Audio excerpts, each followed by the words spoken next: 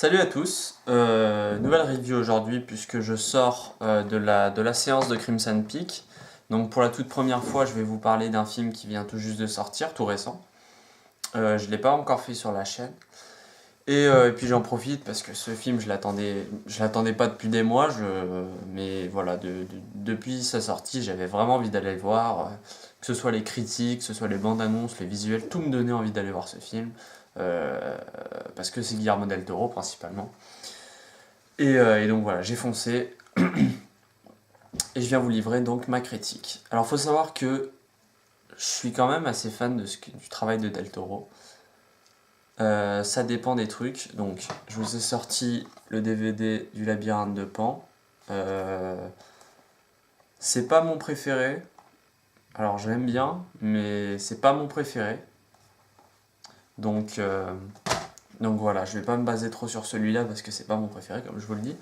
Je sais que la plupart des gens adorent celui-ci, moi je l'ai aimé mais sans plus. Je l'avais adoré la première fois, je l'ai revu il y a peu de temps et j'étais un peu... C'est la troisième fois que je le voyais et je l'aimais moins, j'ai moins été emballé dans le côté féerique. Peut-être parce que je m'étais mis la barre un peu trop haute et c'est peut-être un peu aussi ce qui est arrivé aujourd'hui avec Crimson Peak. Je crois que j'ai mis la barre trop haute et voilà. Je vais vous expliquer tout ça un peu plus en détail. Alors Del Toro, il me reste deux films à voir de lui, donc il me reste Mimic et Chronos. Mimic, je vais le voir bientôt. Chronos, il arrivera peu de temps après, je vais les regarder bientôt. Sinon, le reste de sa filmographie, il y a L'Échine du Diable que j'aime bien. Il y a. Il a fait quoi? Il y a L'Échine du Diable, il y a Le Labyrinthe de Pan. Et donc, il y a Pacific Rim que je n'aime pas. Ah oui, oui, je me disais bien que j'en avais oublié un. Il y a Blade 2 que j'aime beaucoup. Je déteste Blade, mais alors vraiment, je trouve ça c'est un film débile, qui a aucun intérêt et qui est vraiment mauvais sur tous les points. Je vois pas pourquoi c'est ce film qui a redonné le goût à Hollywood de faire des films de super-héros. Je le trouve vraiment très mauvais. En revanche, il y a euh, j'aime beaucoup Hellboy, les deux. J'adore cette saga. Je crois que c'est mes films préférés de Del Toro. Oui, franchement, je pense que c'est les mieux. Et ensuite, il y a Pacific Rim que j'aime pas du tout. J'avais beau me dire que c'était un film de Del Toro, que ça serait pas un blockbuster normal et qu'il y aurait un truc qui ferait que ça serait différent, bah non. J'ai pas réussi à le regarder jusqu'à la fin, c'est vous dire, donc non, j'ai vraiment pas aimé. Donc, comme je vous l'ai dit, j'avais mis un peu la barre très haute pour ce film-là, je pense. Et finalement, j'étais déçu. Euh, ouais, j'étais déçu.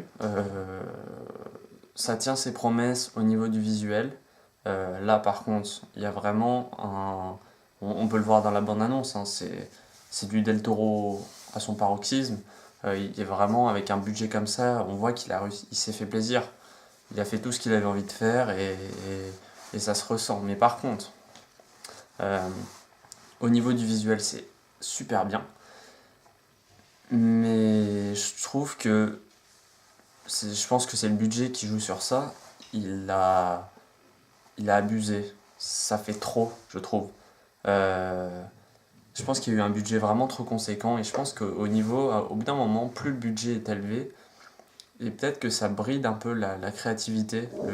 Il a voulu en faire trop et j'ai pas retrouvé tant que ça quelque chose que j'aimais dans les anciens films de Del Toro. Ils étaient beaux visuellement, mais ils faisaient plus sincère,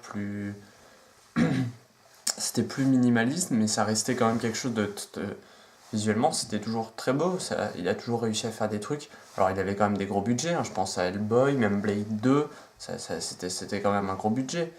Mais il arrivait à en faire quelque chose de super bien. Là, il a eu peut-être trop, il y a eu un abus de budget, je pense. Et alors après, je dis ça, je sais pas du tout, hein. Ça se trouve, le budget, il était tout petit et Blade 2, c'était plus cher, je sais pas. Mais j'ai eu cette impression, j'ai eu l'impression qu'il en faisait trop. Le manoir, il était trop grand, il y a trop de choses, trop de détails, trop de... Je sais pas, j'ai bien aimé, mais c'était peut-être trop, voilà. C'est juste ce que j'ai à dire sur ce niveau-là. À ce niveau-là, il n'y a pas vraiment de problème. On reste visuellement, c'est très joli, hein. Je fais juste mon difficile là. Euh, c'est très très joli à voir. Mais voilà, je voulais faire ces petites critiques par rapport à ses précédentes réalisations. D'ailleurs, depuis Pacific Rim, on voit qu'il a vraiment la démesure, la folie des grandeurs, et voilà.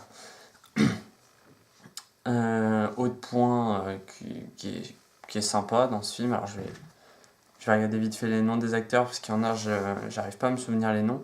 Donc bien sûr, on a Mia Wasikowska, ça c'est le nom de famille, j'arrive jamais à me rappeler, donc Alice, si vous préférez. Charlie Hunnam aussi, que je me rappelle jamais. Et puis on a Jessica Chastain et Tom Hiddleston. Gros plus pour Tom Hiddleston et Jessica Chastain. Surtout Tom Hiddleston. Tom Hiddleston, je l'ai vu dans Thor seulement, dans les Avengers quoi. Il me saoulait, vraiment. Enfin, j'aime pas ce personnage en fait. Même si beaucoup de gens le considèrent comme étant un des meilleurs méchants Marvel. En tout cas de la dernière, des dernières phases. Bon, j'aime pas trop ce méchant.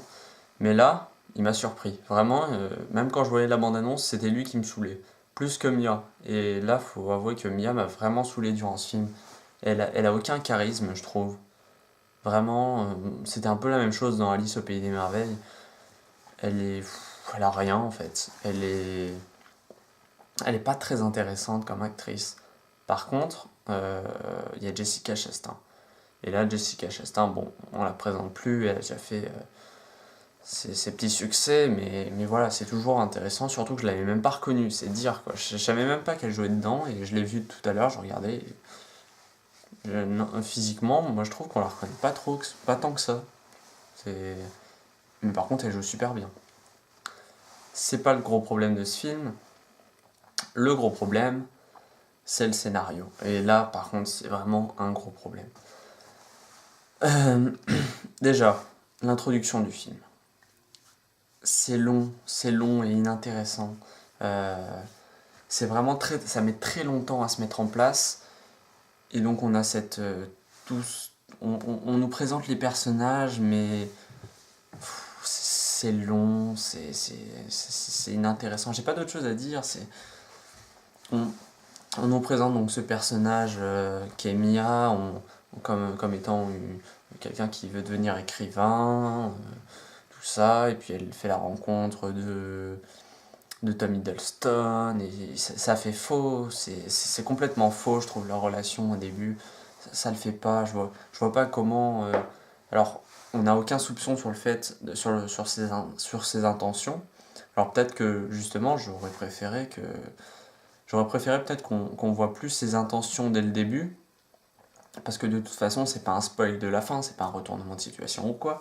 J'aurais peut-être préféré qu'on voit plus ses intentions dès le début, et plus voir comment elle tombait dans le piège, parce que je trouve que là, c'est une relation normale, on voit pas que c'est différent, je sais pas, ça sonne complètement faux. Et il y a le personnage qui est joué par Charlie Hunnam aussi, qui est en dessous des autres acteurs, je trouve, mais il reste au-dessus de Mia, je trouve, quand même. Il y a ce personnage qui, dans l'introduction, il est mauvais, et puis il revient à la fin, et alors je trouve qu'il joue bien, mais par contre je trouve que son personnage est très mal écrit, et très mal. Faut pas abuser non plus. J'ai tendance à avoir eu tellement d'attentes que je le critique bien, je le bourrine quoi. Mais non, c'est pas catastrophique, hein, mais je suis déçu, ouais. Faut que je vous l'avoue. Ouais. Sinon, le reste du scénario, il n'y a pas ce côté fantastique qu'on pouvait trouver dans les autres films. Justement, je crois que c'est toute cette démesure qu'il a voulu instaurer, Del Toro. Quand on voyait le film L'échine du diable avec ses fantômes, c'était quelque chose de tout petit, un petit orphelinat. Et les enfants, ils étaient, j'ai pas mon mot. Ah, attachants, ils étaient attachants ces enfants et et c'est cette histoire de fantôme qui faisait un peu paranormal, et ça restait quelque chose de sympathique, ça faisait pas... Il n'y avait pas forcément une volonté de faire de l'horreur. Là, je sais pas s'il a voulu faire de l'horreur, en tout cas, s'il a voulu, c'est pas top. C'est justement ce que je vous disais hier avec ma critique sur It Follows. Donc, je pense pas il n'y a pas de volonté de faire de l'horreur, faut pas mettre d'amalgame. Del Toro, c'est un réalisateur fantastique. Donc, il a voulu faire un film avec des fantômes. Et donc, c'est plus quelque chose de fantastique, c'est pas un film d'horreur. D'ailleurs, il le dit lui-même dans le, dans le film. Au début, je crois que c'est Mia qui parle de son livre. Elle dit que c'est un livre avec des fantômes et pas un livre de fantômes. Donc voilà, c'est clair. Entre deux fantômes et avec c'est fantastique, deux c'est horreur. Donc voilà. Mais le scénario, il fait broder autour de... Je pense que Del Toro, c'est comme avec Pacific Rim. Il est parti d'une idée, il s'est dit, tiens, alors pour le premier, il avait dit, tiens, si je me faisais un film avec un film de, je sais plus, de kaiju, je sais plus comment on appelle les gros monstres japonais à la Godzilla et tout.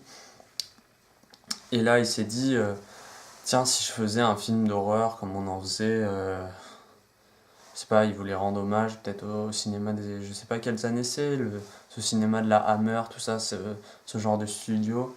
Donc là, il a voulu rendre hommage avec ses maisons, ses manoirs et tout. Et du coup, il a brodé un scénario autour de ça. Il s'est dit, je veux mettre des fantômes, maintenant il faut que je trouve mon histoire. Je sais pas si c'est une bonne idée de travailler comme ça. Après, je vais pas remettre en cause la façon de travailler de Guillermo del Toro. Je suis qui pour le critiquer. Mais on le sent, je trouve que le scénario fait assez vide. Il a voulu faire une histoire... c'est pas son meilleur scénario, loin de là. Et je pense que c'est ça qui fait perdre son intérêt au film. Le scénario est pas terrible, vraiment pas. Il est pas très intéressant. Ça sent le déjà vu. Ça sent la production de Guillermo del Toro. On a l'impression de voir une de ses productions, que ce soit Mama, L'Orphelinat, La Cabane dans les Bois, je crois que c'est lui. Rec, je sais plus. Non, bah, pas trop Rec, parce que c'est pas la même chose, mais L'Orphelinat principalement. On a l'impression de voir ça, les vieux manoirs. Ouais, c'est clairement ça en fait. On a l'impression qu'il faisait sa propre production et puis qu'il a voulu le faire lui-même parce qu'il y a eu un budget assez important dessus. Donc voilà, rien de plus à dire à part que voilà, les monstres aussi. J'ai été déçu par ces monstres. Del Toro nous habitue à mieux. Mais voilà, c'est tout ce que j'avais à dire. Je suis déçu, vraiment. Je vous invite à vous faire votre propre avis et à mettre dans les commentaires ce que vous avez pensé du film. Et puis je vous invite aussi à vous abonner, à partager la vidéo pour me faire un peu plus de visibilité sur YouTube. Et puis je vous en remercie.